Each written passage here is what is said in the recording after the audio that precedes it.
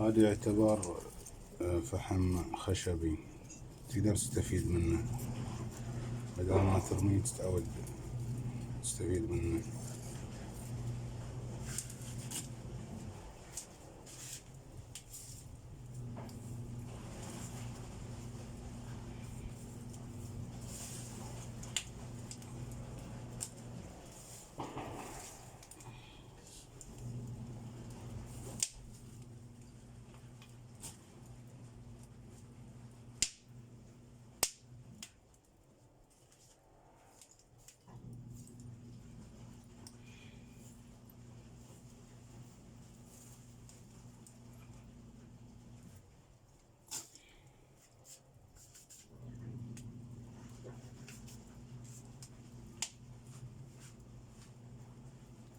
تحط حبة حبة عشان النار لا تطفي. إذا ضرب هذا حط اللي بعده، إذا تبغى تحط على حسب الحاجة.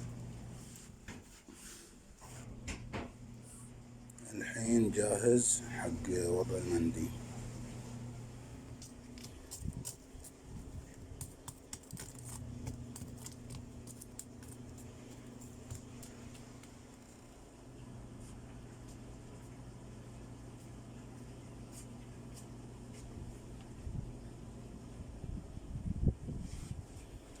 هذه الشحمة عشان تعطي نكهة.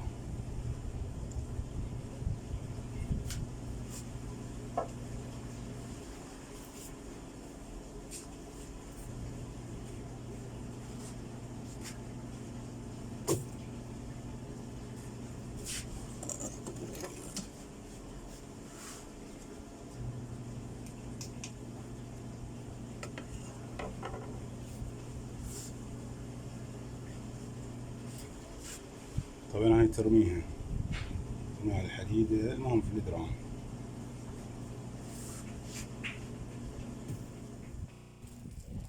وهذه الشحمة الحين تدخينه.